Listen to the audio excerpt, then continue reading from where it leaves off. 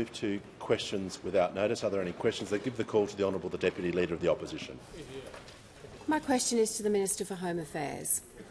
Can the Minister confirm that she verbally abused the Secretary of her department, causing the Secretary to leave her office in tears? Give a call to the Minister for Home Affairs and the Minister for Cyber Security. Thank you so much, Speaker. I thank the Deputy Leader of the Opposition for her question.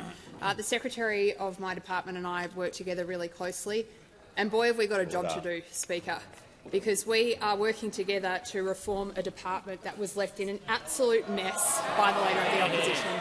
And, Speaker, look at what we've achieved on this together over the past year that we've been working together, Speaker. A cybersecurity strategy for our country which is leading the world. A migration strategy that is fixing the mess left by the Leader of the Opposition in that system that isn't working. A big focus on integrity, Speaker, that is addressing some of the issues that I've raised with the Parliament before. We are continuing to work together very constructively. Thank you. Order. Order. Members on my left will cease interjecting so I can hear from the member for Boothby. Thank you, Mr Speaker. My question is to the Treasurer. What does the recent economic data mean for the budget in May, and how will the budget help clean up the mess the government inherited? Great question. Give the call to the Treasurer. Thanks, Mr Speaker. Thanks to the member for Boothby for all of her hard work and for her great question. Earlier today, Mr Speaker, we got news that monthly inflation was steady at 3.4%. This means that monthly inflation is at its lowest level in more than 2 years.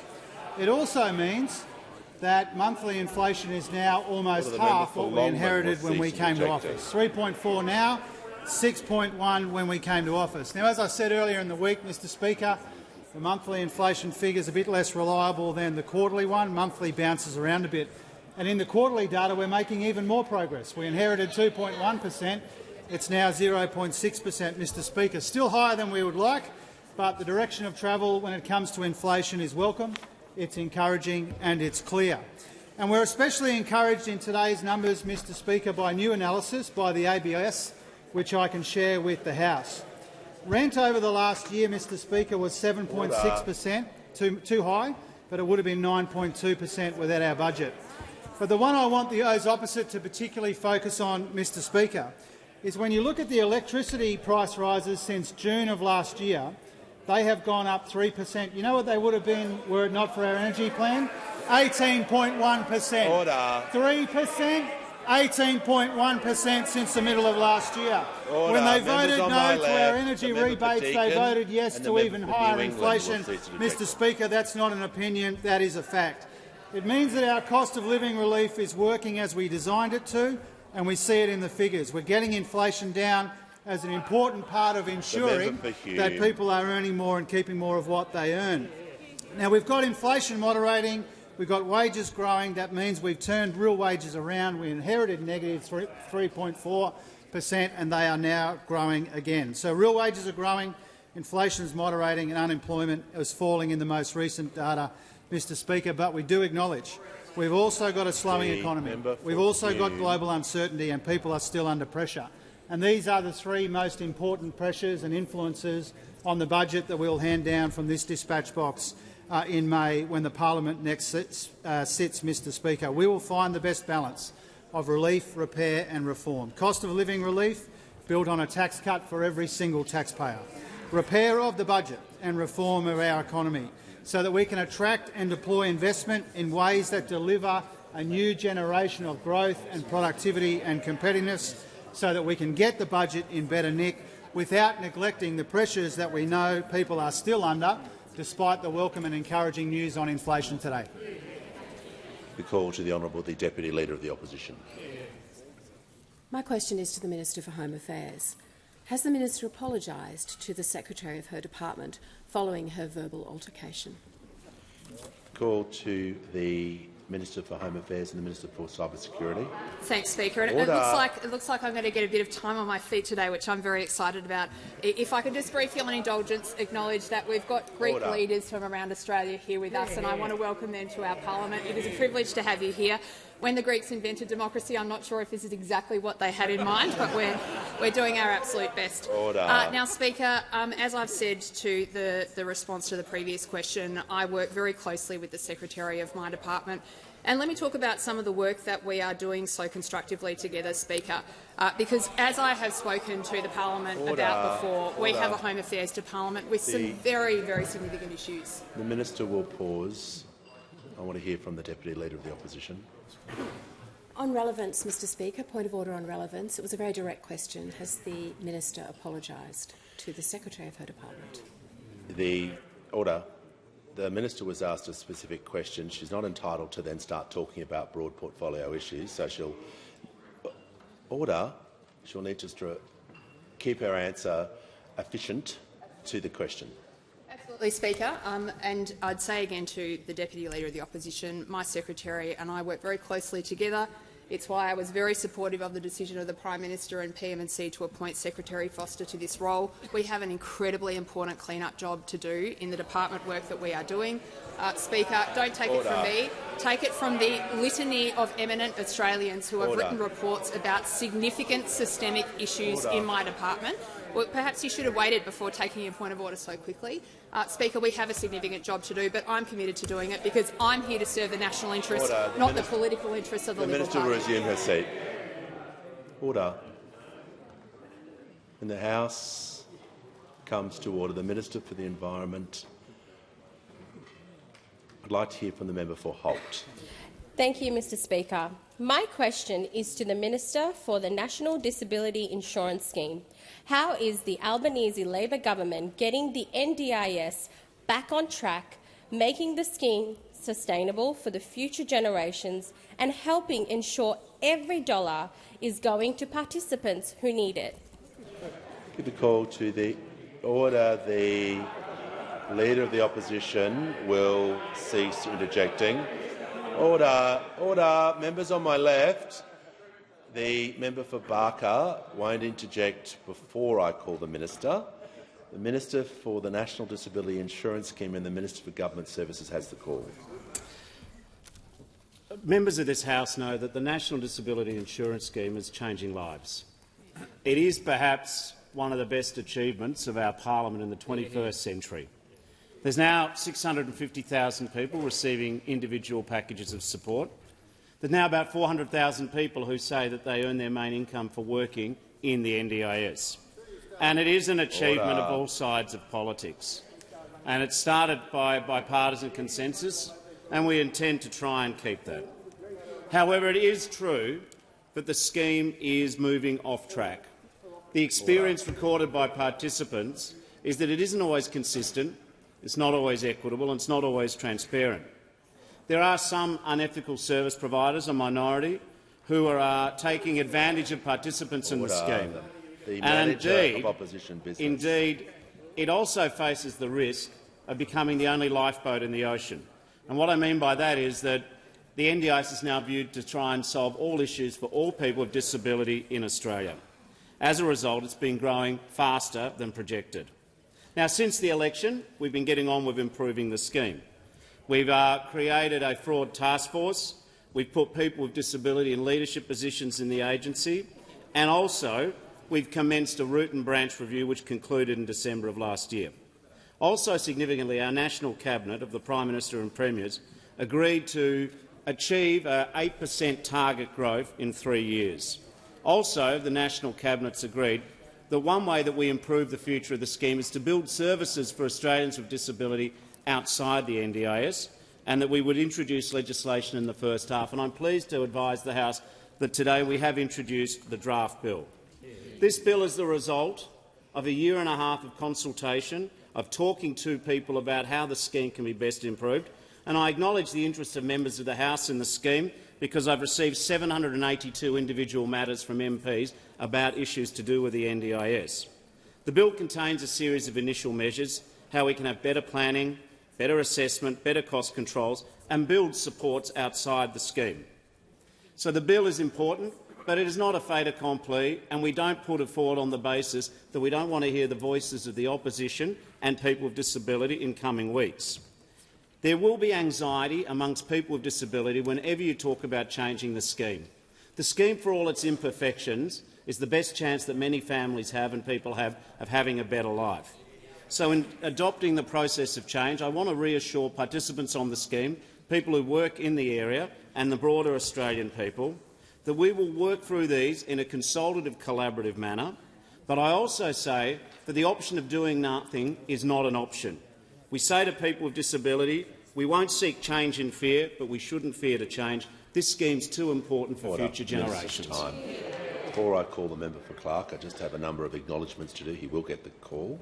I'm pleased to inform the House today that in the gallery today are Ministers Reece Whitby and David Michael from the Western Australian Parliament, Mrs Jane Pearce, the member for Lytton, and a delegation from Thailand participating in the Canberra Fellowship Program hosted by DFAT. And I too would like to welcome our friends from the Greek Australian community. Welcome to Question Time.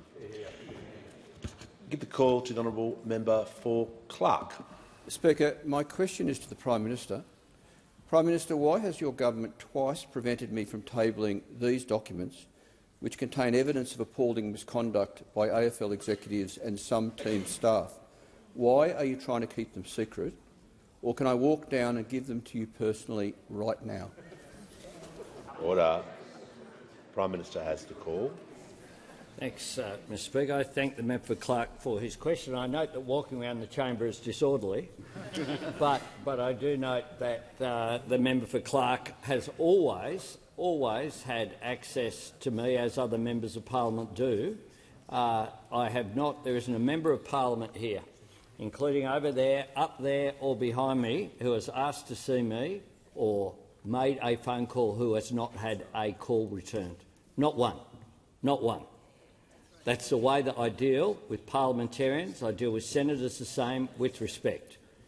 In general, we have an approach that when documents are requested to be tabled, if people want that, the normal process would be to ask, as when I was a member of the opposition and wanted something to be tabled, if I was serious about getting it tabled, I would ask, show it to the person who was the person at the dispatch box and receive that. But I am aware that the member for Clark has made allegations. Those allegations, I'm not aware of whether they are correct or not. You know, I have a big job. My job is not to, on that job description, isn't the control of the Australian Football League. But if issues are raised, the Sport Integrity Australia is aware of the issue and they have begun their assessment, and I'm sure that the member for Clark will forward any documentation to the appropriate body. Call to the honourable member for Reid. My question is to the Minister for Transport. How is the Albanese Labor government's new vehicle efficiency standard delivering for Australians where previous governments couldn't? Order. Give the call to the Minister for Infrastructure, Transport, Regional Development and Local Government. Thank you so much, Mr Speaker, and can I thank very much the member for Reid for that question. She is someone who wants her constituents to benefit from the fuel savings. Having more efficient cars, whether they be petrol, diesel, hybrid or electric, would be if they were in the Australian market. This morning, of course, I introduced the Albanese government's new vehicle efficiency standard legislation into the parliament. And after a quarter of a century of failed attempts, Australia will finally have a new vehicle efficiency standard, a standard that will deliver Australians more choice of new cars, will save Australians thousands at the Bowser, will reduce our emissions, and a model where Australians will continue to be able to buy the utes and the SUVs that they love. The shadow spokesperson for Transport let the cat out of the bag yesterday with her sole contribution to the public debate on this matter was to gloat about the fact that her government shut down manufacturing of the Australian car industry. Despite being in government for 2 separate periods this century, that is their only policy contribution to the automotive sector in this country. While the Liberals and Nationals are gloating over and over again about destroying local manufacturing jobs, The Albanese Labor government is delivering Australians greater choice of cleaner, cheaper-to-run cars. And I note the member for Bradfield is contributing. I understand he's disappointed he was not able to get an efficiency standard when he was in government. Well, this side is delivering it, and I look forward to you voting for it. I look forward to you voting for it, member for Bradfield. Order. Despite being in government, as I said, for 2 separate periods this century, those opposite failed to deliver on their own policy of an efficiency standard. Now, the Minister for Climate Change and I have undertaken significant consultation with the industry, with climate groups in developing this standard, and we thank everyone who is engaged constructively with us through this process. I note those opposite are, of course, not amongst that group, having yesterday said that they'd vote against the legislation before it had even been tabled or before they had even seen it. Nothing new about that. I'd particularly like to acknowledge Toyota, Hyundai, Tesla, the Motor Trades Association, the Automobile Dealers Association, electric vehicle councils for their positive engagement, and all of the other manufacturers who engaged constructively with our officers. Australians, frankly, have been left behind as consumers as the most advanced economies across the world benefit from more fuel-efficient cars and greater access to new low and net zero technology. Together with Russia, we have been one of the only advanced economies that did not regulate the efficiency of new vehicles. It's time we got on with it. It's time we provided greater choice to Australian consumers so that they can benefit from the fuel savings that a fuel efficiency standard brings to everyone. The call to the Honourable Deputy Leader of the Opposition. My question is to the Minister for Home Affairs. Can the Minister confirm that other departmental staff were present at the time of her verbal altercation with the Secretary of her department? The call to the Minister for Home Affairs and the Minister for Cyber Security. Thank you, Speaker. And I think we can all see and agree that agility is not exactly their strong point here. This is the third variation of the exact same question. Order. And I'd say again to the Deputy Leader and I'd say again to the Parliament, I am incredibly proud to work with the Secretary of my department. We're doing really important things in Home Affairs and we have a very close and collaborative relationship. Order. The member for Wright will cease interjecting. When the House comes to order, we'll hear from the member for Macquarie. Thank you, Speaker. My question's to the Minister for Climate Change and Energy. Why is the rollout of renewables and storage in this decade so important? What other energy policies have been proposed? Call to the Minister for Climate Change and Energy. Well, thanks very much, Mr Speaker. I thank my honourable friend for her question and, of course, her very strong climate leadership in her electorate and here in Canberra. And she knows, the honourable member knows, as do experts and the Australian Energy Regulator and the Australian Energy Market Operator and so many others, that rolling out renewables and storage over this decade is critical, not just for reducing emissions in this vital decade, but because it's the cheapest form of energy available, therefore it puts downward pressure on bills, and it's important for jobs and job creation. And also, Mr Speaker, it's very important for reliability. As coal-fired power stations get older, we need to replace them. It's very important for reliability. Now, as I said, that is why it's important that our 5.9 gigawatts of new renewable energy over the last year and record storage deployment has been rolled out. Now, the honourable member asked me about alternative approaches, and the alternative approach that's been proposed by those opposite is nuclear. Now, nuclear might have some other challenges in rolling out across the country. Now, the Leader of the Opposition has been saying recently that business needs to speak up, business needs to talk out. The Leader of the Opposition said, I think CEOs have a moral obligation to speak up about what's happening in the economy. Well, based on the previous answer, he believes that unless they disagree with him. And I might have some bad news for the Leader of the Opposition, because the Chief Executive of one of Australia's largest energy companies, AGL, was asked about nuclear recently. And he said, and I quote, "The cost, build time and public opinion are all prohibitive on nuclear." And then we had one of the country's largest energy users, Tomago Smelter, in the Hunter, asked about nuclear. And Mr Sevelraja of Rio Tinto said, as far as we can see, all validated and independent data that exists on cost today say that nuclear is a very expensive source of energy, and I think in Australia. Certainly we've got low-cost wind and solar, and we're going to run with that. So you've got one of the country's largest energy suppliers and one of the country's largest energy users saying it takes too long. Now, Mr Speaker, that's before we even get to where they will go. And the location. We've had those 12 brave souls say not in their electorate, and we've also seen a speculation there'll be a nuclear power station at Anglesey in Victoria. But the Leader of the Opposition's office cleaned that up on the Surf Coast Times on the weekend. I read it every weekend, and the Leader of the Opposition's office issued a statement which said, and I quote, "Attempts to suggest the coalition has any sort of nuclear plan are irresponsible and incorrect." So there we go. Any sort of nuclear plan is irresponsible and incorrect. Maybe they got it right, because they've got a thought bubble, but they certainly don't have a plan. Give the call to the honourable. Order. Members on my left. The member for New England is continuously interjecting. He's now warned, so no more interjections from the member for New England. Give the call to the honourable, the Deputy Leader of the Opposition.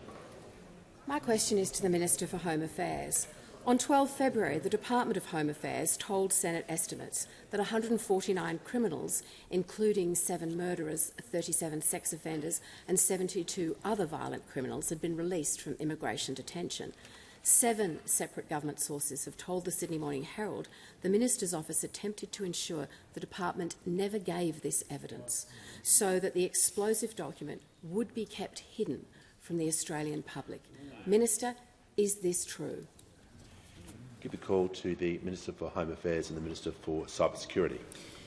Well, thanks so much, Speaker. And I'd say to the Deputy Leader of the Opposition, I'm not sure what the complaint is here, because the government was requested information and the information was provided to the Opposition and to the public.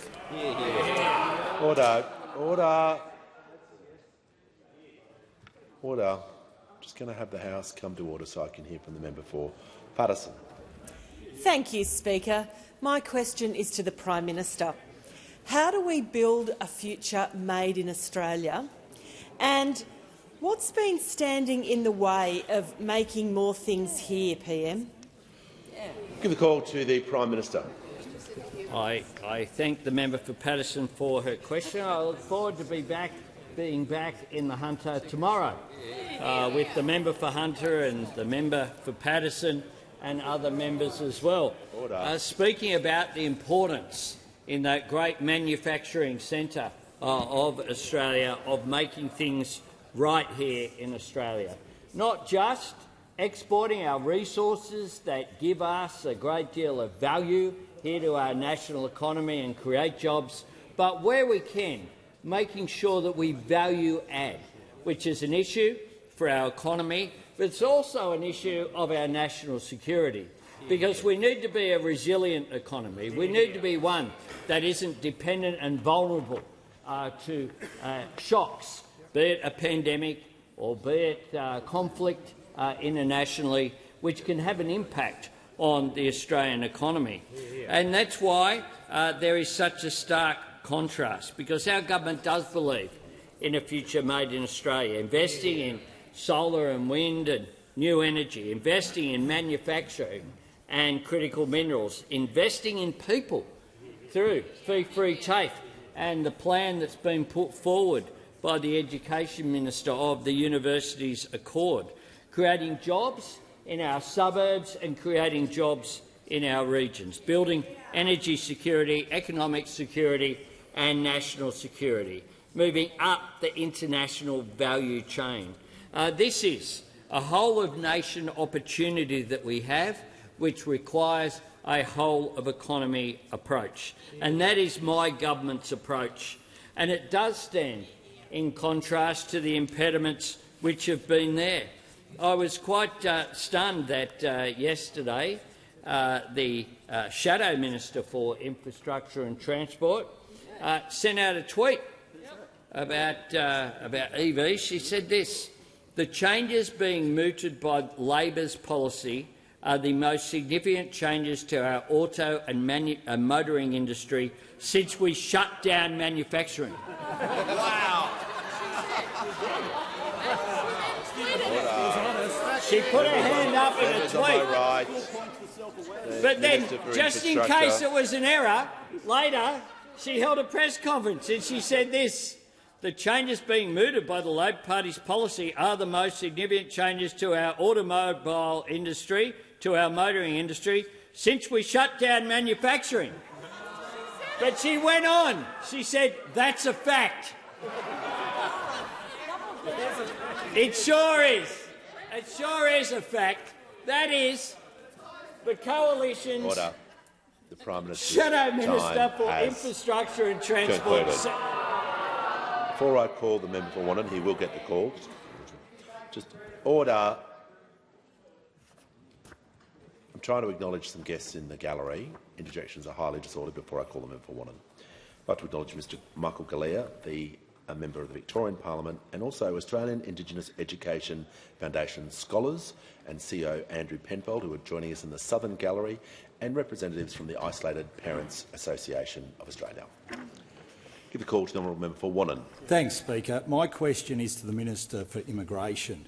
Minister, you weren't talking to the Secretary of your department when 149 former immigration detainees were roaming free and 39 asylum seekers arrived at Beagle Bay in Western Australia. Why should the Australian people have any confidence that you can keep them safe?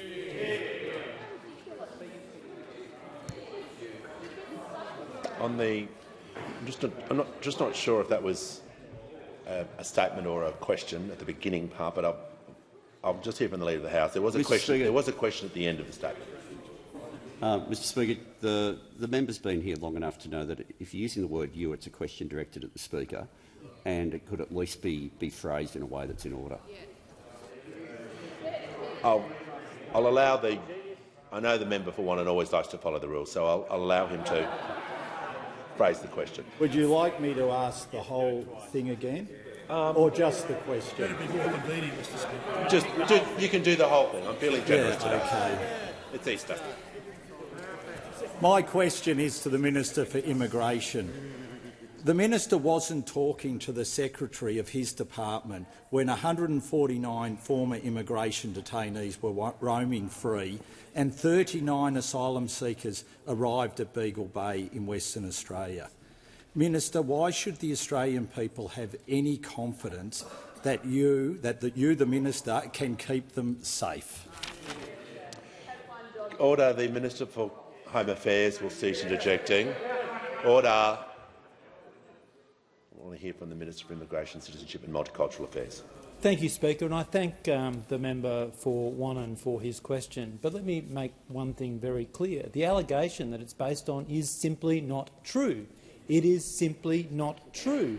And I can say further to that I speak with Ms Foster very regularly, as I did when she was the Associate Secretary. She is a highly credentialed public servant who I am privileged to work with, together with my friend, the Minister for Home Affairs. The call to the honourable member for Dunkley. Thank you, Speaker. My question is to the Minister for Communications. How is the Albanese Labor government's expansion of the national broadband network delivering productivity and cost of living benefits for Australians after a wasted decade? Give a call to the Minister for Communications.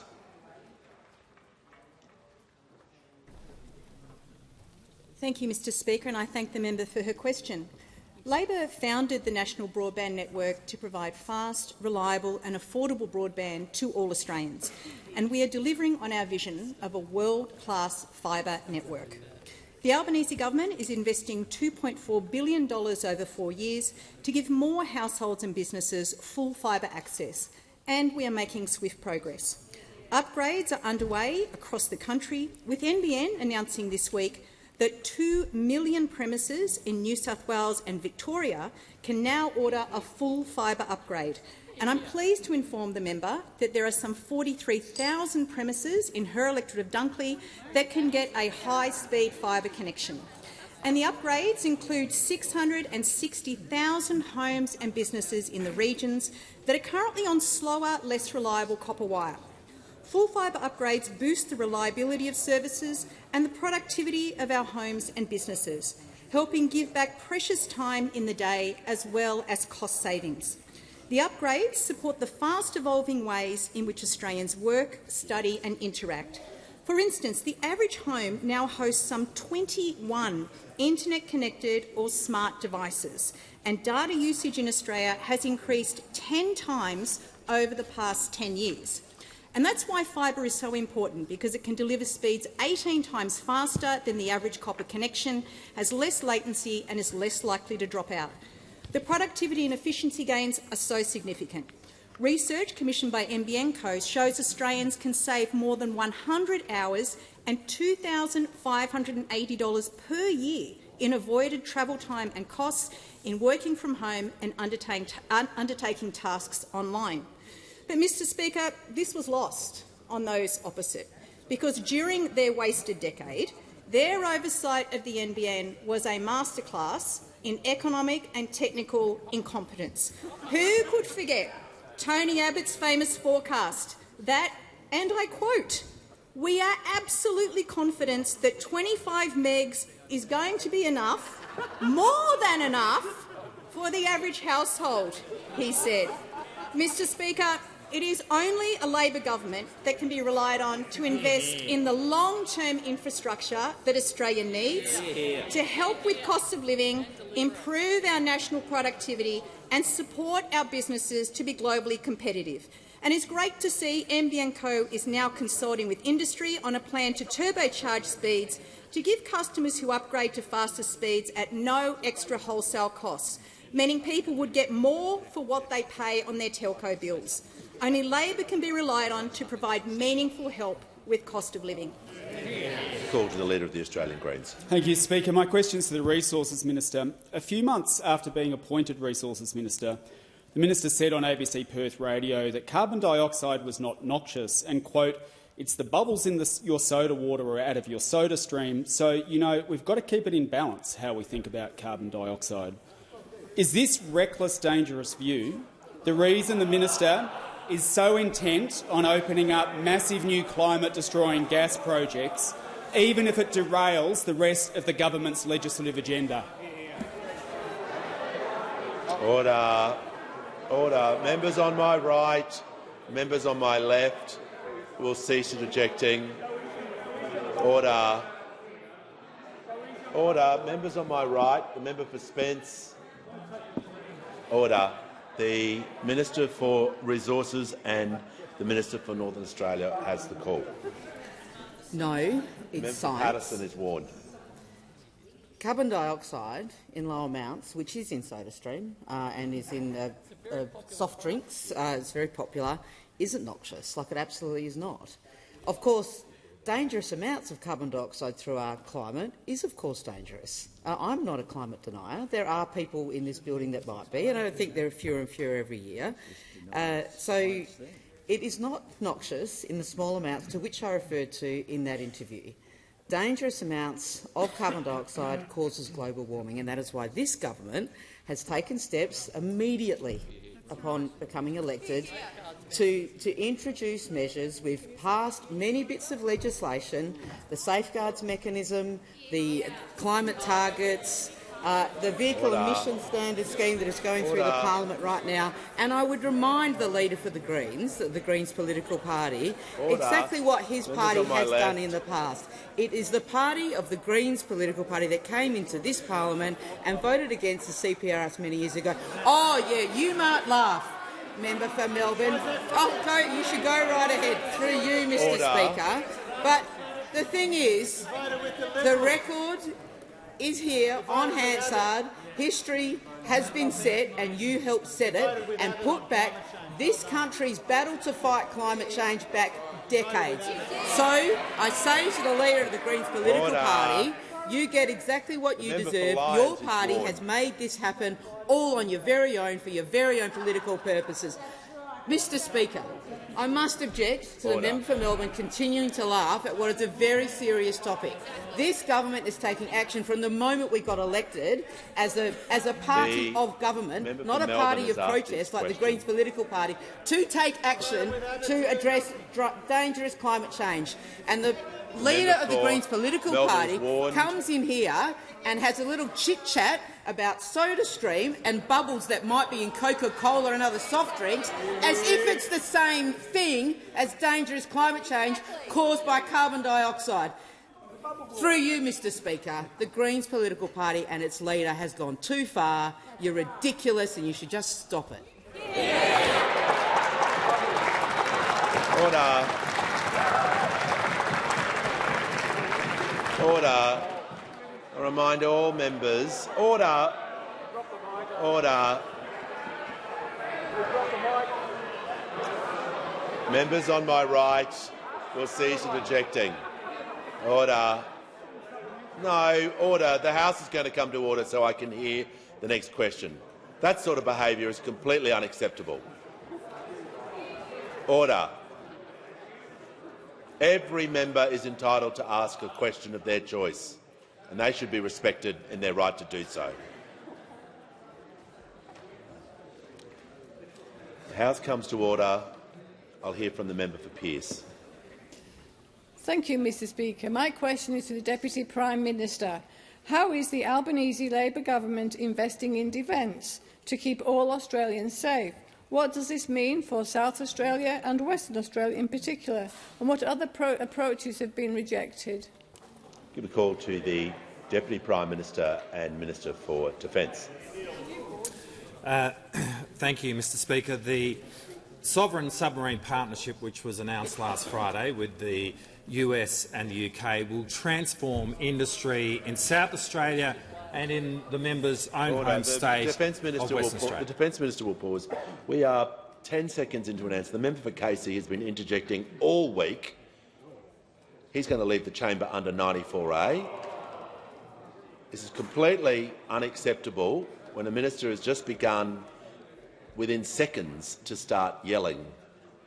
It's highly disorderly and highly disrespectful. The Deputy Prime Minister has the call.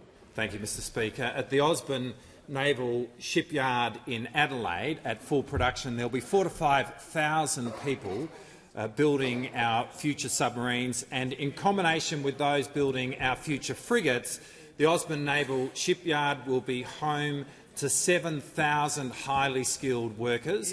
And to enable this, the government is investing in a skills academy which will be situated at Osborne and modelled very much on the training academy of BAE at its facility at Barrow in Furness. And in Western Australia, ASC is standing up a workforce of 500 people to sustain submarines as part of the Submarine Rotational Force West, and that is happening right now. There are employees of ASC on their way to Hawaii to gain valuable experience. Indeed, by next year we will see a target of 100 employees of ASC working and gaining experience at Pearl Harbor. And that's in addition to the 1,200 people that will be needed at the future Henderson Naval Precinct to build Navy's future platforms, including our general purpose frigate. And to see that happen, we're working closely with South Metro TAFE in Perth to build the necessary skills.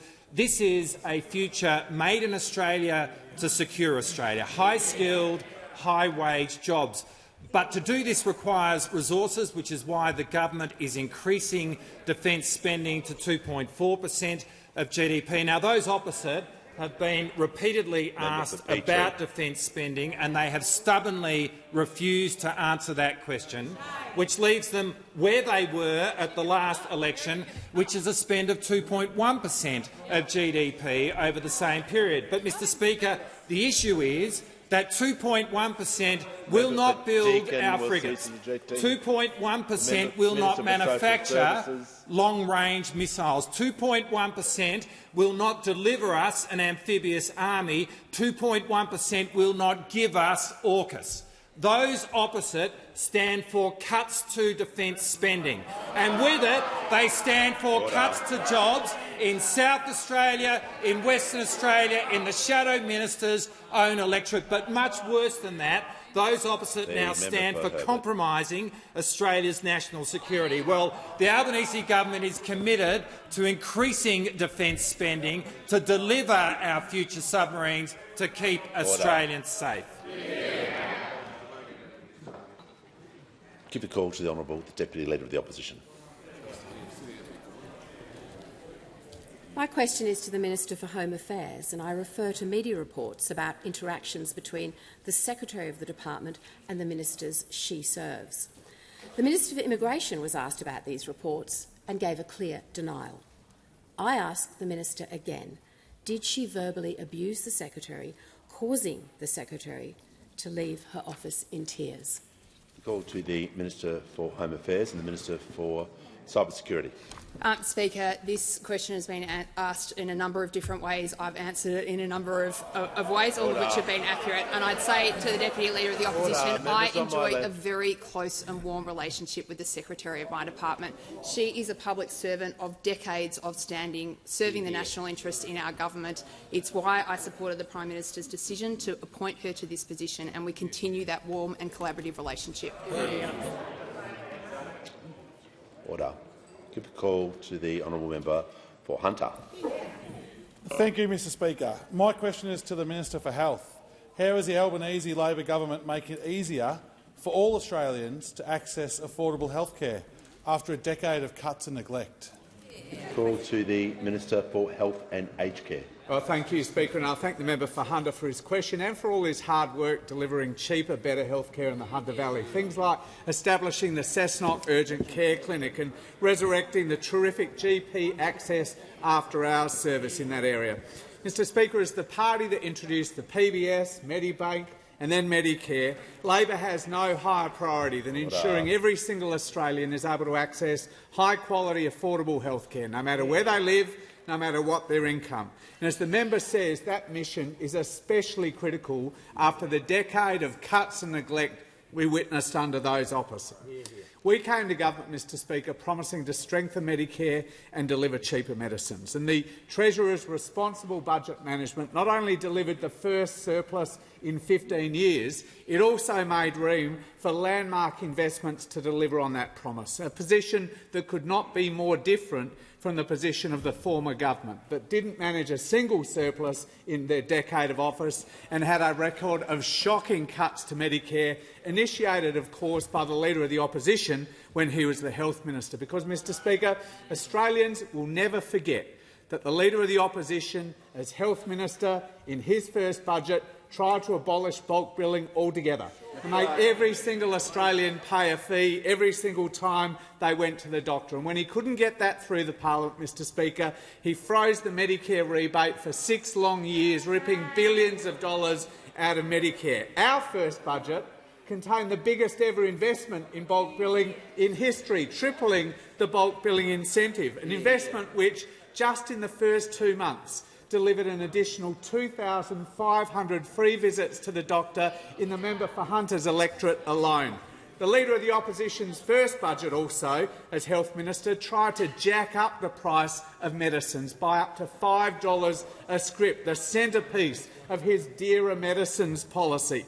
In under just 2 years, we've managed to lower the annual medicine bills for millions of pensioners, the biggest cut to the price of medicines in the 75-year history of the PBS, and 60-day scripts for common medicines, saving patients time as well as even more money, Mr Speaker. And of course, no one will forget the Leader of the Opposition, as Health Minister, tried to rip $50 billion out of our public hospitals. $50 billion, while this Prime Minister, by contrast, agreed a landmark new funding arrangement with Premiers and Chief Ministers in December that will deliver an additional $14 billion in extra funds over the next 5 years for our important public hospitals. Stronger medicines, cheaper medicines. That's what you get under this government, Mr Speaker. All we got under the Leader of the Opposition was cuts and chaos. The call to the Honourable Member for Mayo.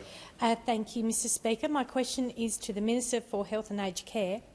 Minister, my constituents tell me that there is a 700-patient wait list for the shingles vaccine at just one GP clinic on the Mayo South Coast, and it's reported that that clinic is limited to receiving just 15 vaccines at a time. As Minister, what urgent steps are you taking to ensure that older and vulnerable Australians who need this vaccine are able to gain access in a timely manner? Call to the Minister for Health and Aged Care.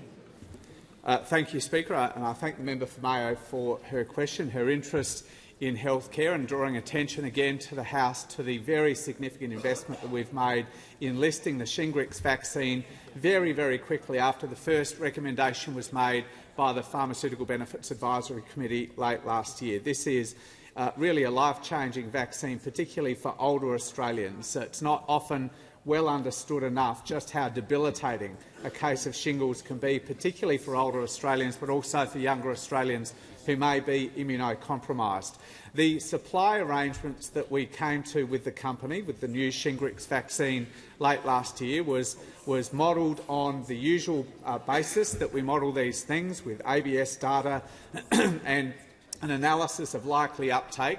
And we have, I don't have the numbers off the top of my head, for the member for Mayo, but we ordered literally hundreds and hundreds and hundreds of thousands of doses, recognising that there would be a very significant interest among older Australians to access this vaccine. Now, I've been engaging very closely, not just with my department, but also with state and territory authorities state governments have responsibility for distributing vaccines under the National Immunisation Program to access points, which are essentially general practices and pharmacies. We've been working very closely with them, including in South Australia, where there's probably been more public attention around this question than in other jurisdictions. I haven't had advice for a few weeks, but the latest advice I got was that supply constraints or supply issues were being resolved in all jurisdictions. We've got hundreds and hundreds of thousands of additional doses that are coming into Australia over the course of the first half of this year. Many of them landed in February. I haven't had an update to suggest that there are additional supply issues for some weeks. I'm concerned that the member for Mayo has raised that. I'd be very interested in having a discussion with her offline, because I'm absolutely determined to make sure that as many Australians as possible get access to this life-changing vaccine. Give the call to the member for Tangney. Thank you, Mr. Speaker. My question is to the Minister for Education. Why do we need to build a better and fairer education system, and what is standing in the way of that? Thank you. Give a call to the Minister for Education. Thanks, Mr. Speaker, and can I thank my friend, the terrific member for Tangney, for his question.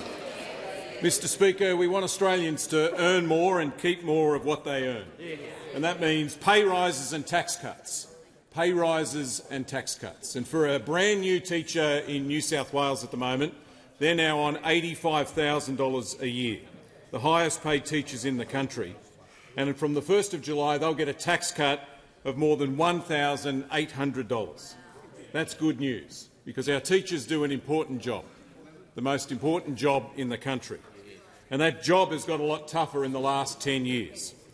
In the last 10 years, we've seen teacher shortages go up. And over the last 10 years, we've also seen the number of kids finishing high school go down. Not everywhere, but in our public schools. We've seen a drop from 83% down to 76%. And, Mr. Speaker, it's no surprise that this has all happened after the Liberal Party ripped the guts out of Gonski funding.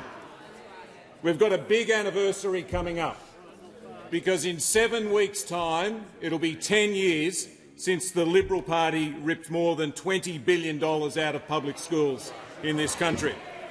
Remember that cigar-chomping budget? And guess who was on ERC at the time? Old Smiley over there, the opposition leader. You know, the health minister talked about. Order. The member for Moreton is warned. The Treasurer will cease interjecting, and he is warned as well. People cannot interject when someone is taking a point of order. I don't know how many times I have to tell that. Every member is entitled to take a point of order, including, especially, the Manager of Opposition Business, and he has the call. Mr Speaker, there are standing orders about the respectful way in which parliamentarians are supposed to speak about each other, and this minister has breached that. Order. Order. Members on my right. Yeah. Order. This is an issue that I'm very exercised about too. The Leader of the House. Mr Speaker, this would be the first time ever someone's taken offence to being accused of smiling. Look, I'm not going. Order. I'll deal with it. All right. I'll hear from the manager. Order. Members on my right. The manager is right to raise a point of order. As the Leader of the House would be well aware, Standing Order 90, amongst other things, all imputations of improper motives to member or personal reflections on other members should be considered highly disorderly, as well as a range of other standing orders. Order. We don't need sound effects from those on my right. The member for Swan and the member for Reid can stop interjecting immediately.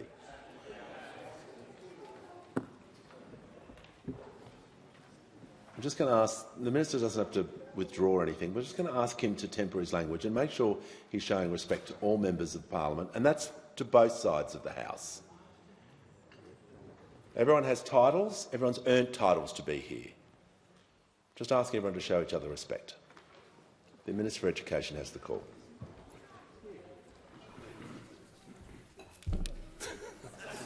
Now that's a breach of the standing orders, I suspect. Order. Well, you know, order. I just asked everyone to show each other respect. Yeah. So we're going to put away phones. We're going to put away comments and just get back to question time. I'm just trying to turn that frown upside down, Mr. Speaker. I'm just trying to turn that frown upside down. Mr. Speaker, they didn't just rip the guts out of hospitals, they ripped the guts out of schools as well, and we're all paying the price for that now. That's why what we announced in the Northern Territory a couple of weeks ago is so important. The biggest single investment in public education by the Australian government in the Northern Territory ever. Bringing forward the day when we fully fund public schools in the Northern Territory by more than 20 years. And that's not a blank cheque.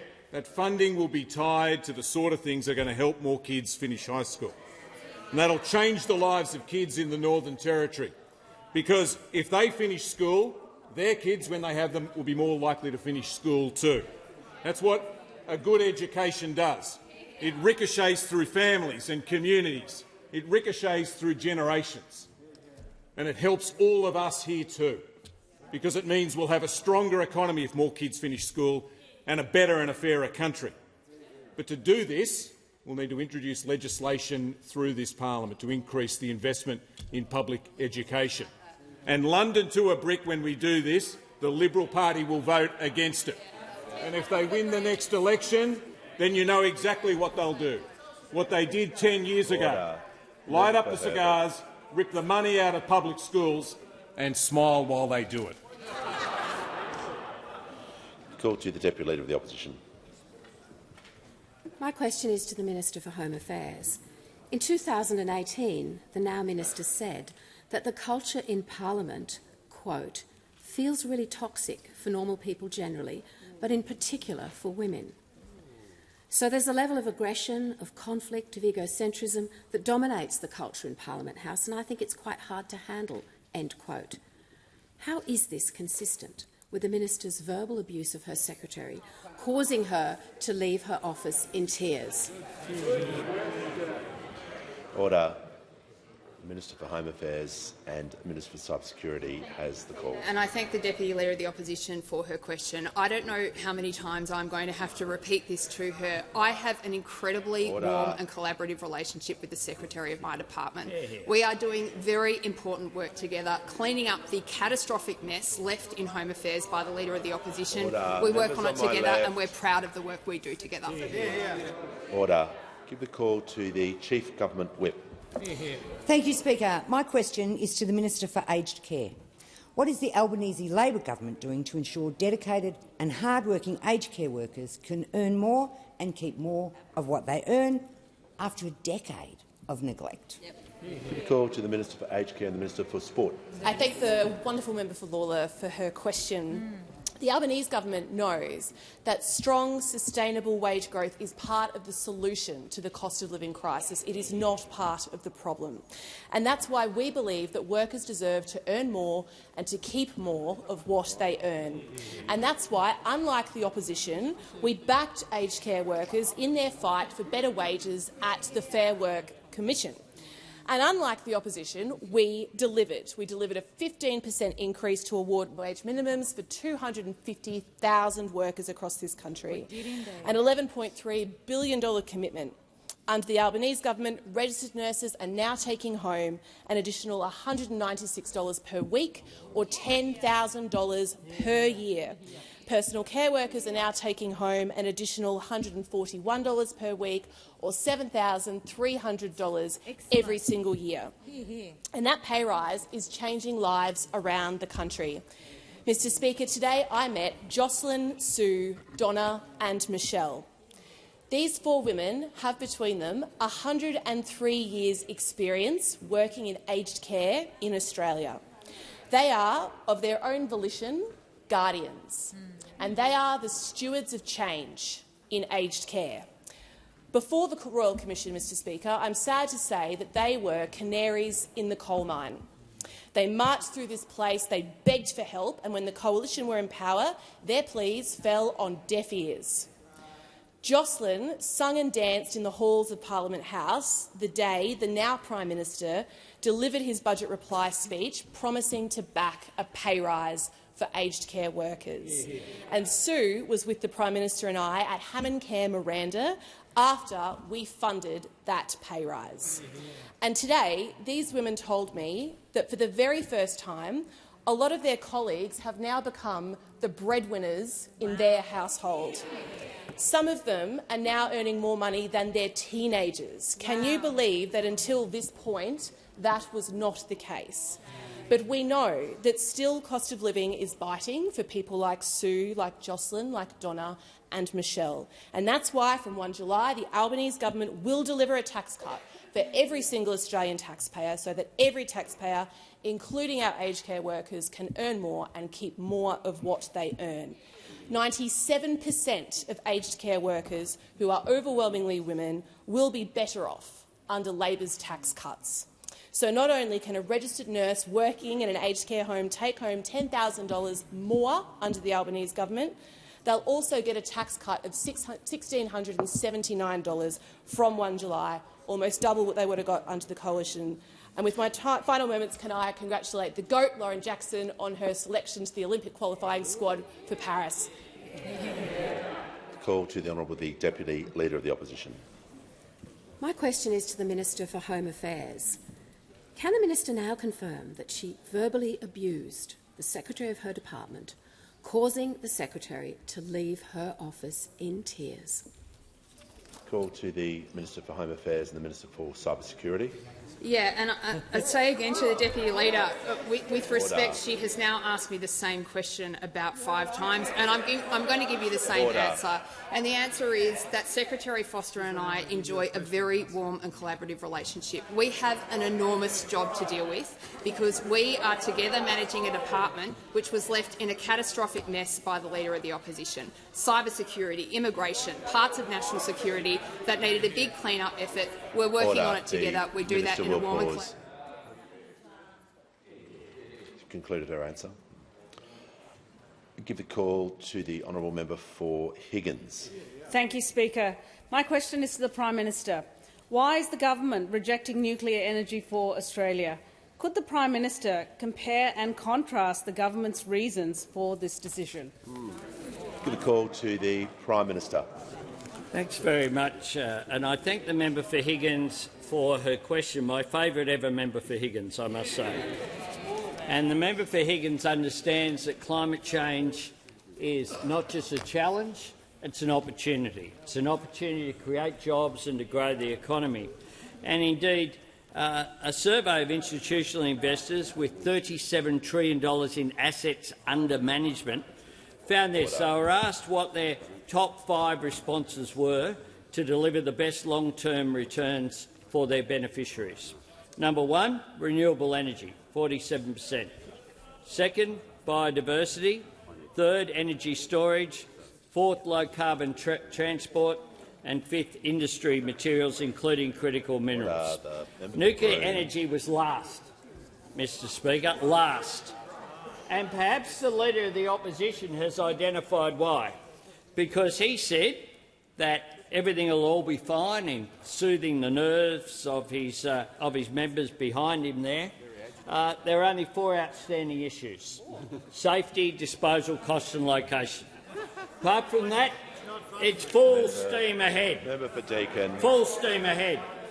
It's no wonder no one wants to campaign with him on these issues, Mr Speaker, because no one believes that absence makes the heart grow fonder, quite like the Leader of the Opposition. There were no public appearances in Tasmania for 55 days before last week's election. 55 days.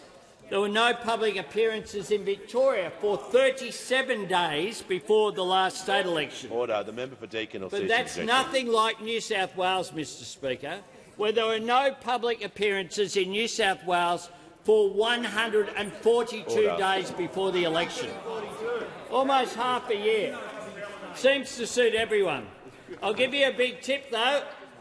It's a lot harder to hide a nuclear reactor.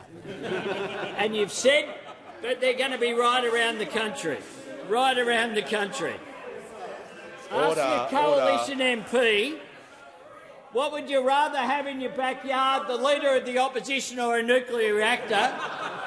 And they reply, we'll get back to you. One is risky, expensive, divisive and toxic. The other is a nuclear reactor.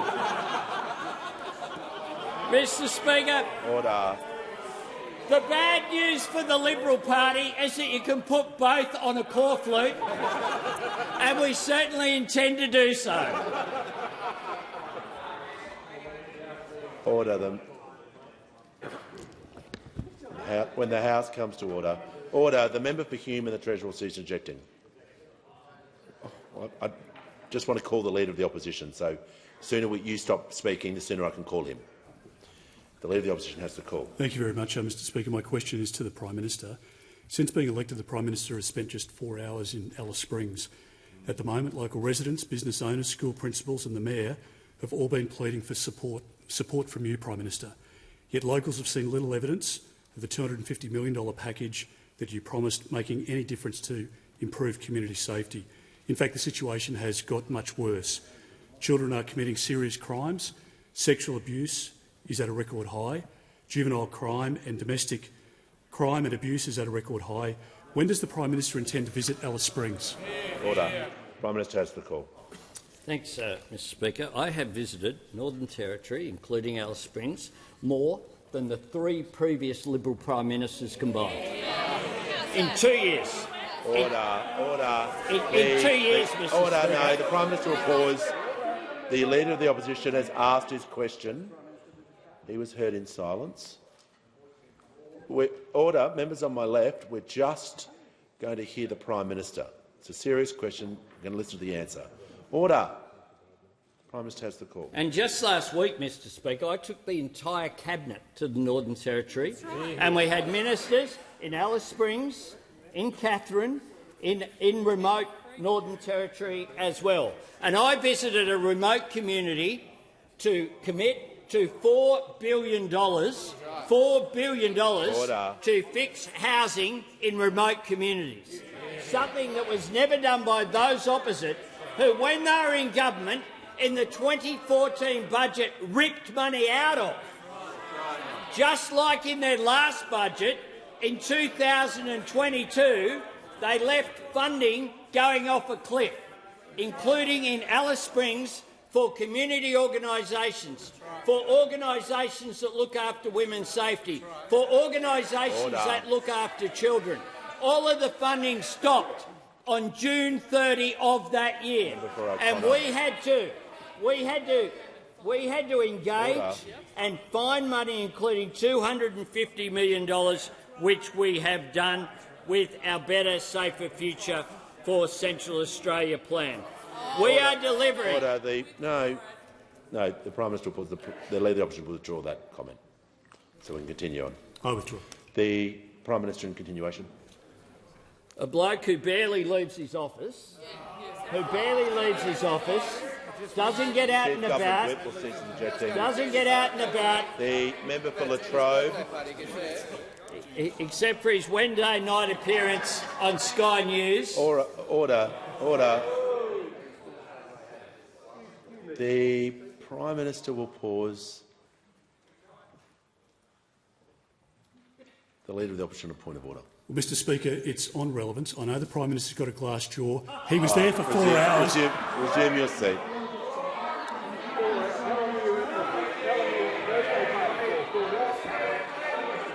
Order. The Leader of the Opposition knows that's an abuse of process. I've been very lenient with taking points of order on relevance and explaining my process of dealing with relevance. That sort of interjection is highly disorderly and highly disrespectful. I'm warning the Leader of the Opposition. So I just want some silence for the remainder of this question. The Prime Minister has the call. Mr Speaker, the Leader of the Opposition shows his weakness with his incapacity to stand up on any difficult issue to his backbench, any whatsoever. And we saw it again today. A group whose lesson they took from the last election was that they weren't right-wing enough and they weren't conservative enough and they weren't reactionary enough. A group that have gone from being reactionaries to being nuclear reactionaries with the one policy that they've come out with, but then they won't come out with any detail. As I said, I have been a regular visitor to the Northern Territory. I will continue to be a regular visitor to the Northern Territory, just as I suspect this bloke will be a continual regular visitor to Gina Rinehart's parties. Order. Order. The Deputy Leader of the Opposition is not helping the House come into order. I'm going to hear from the member for Werriwa. Thank you, Speaker. My question is to the Minister for Employment and Workplace Relations. How are the Albanese Labor government's reforms to enterprise bargaining helping Australians to earn more and keep more of what they earn? How accurate have predictions about the policy been? The call to the Minister for Employment, Workplace Relations and the Minister for the Arts. Thanks very much, Speaker. And I want to thank the member for the question. A tireless worker in south-western Sydney and a defender of making sure that people earn more and keep more of what they earn. There was a debate in the first year of this term in the Secure Jobs Better Pay Bill about multi-employer bargaining, and different predictions were made. We said that it would improve wages, that it would improve conditions, that it would improve job security and it would improve productivity. But those opposite made predictions as well about multi-employer bargaining. They said modestly it would close down Australia, it would burn down Australia, it would result in coast-to-coast strikes and it would smash productivity. Well, we now have the first of the multi-employer bargains being reported by Ewan Hannon in The Australian today, in the air conditioning manufacturing industry. And what we find there is the following: 6% pay rises each year for 4 years for those workers, job security and casual conversion, and productivity improvements, including skills development, span of working hours and better apprentice pay rates. The full-time pay rate will go from $102,000 to $133,000 over the course of 4 years, and those same workers will get a tax cut of more than $2,200 now, and by the final year of the agreement, more than $3,500. It's worth having a listen, comparing to what those opposites said multi-employer bargaining would result in to what the employer organisation have said about this agreement that is only possible because we changed the law.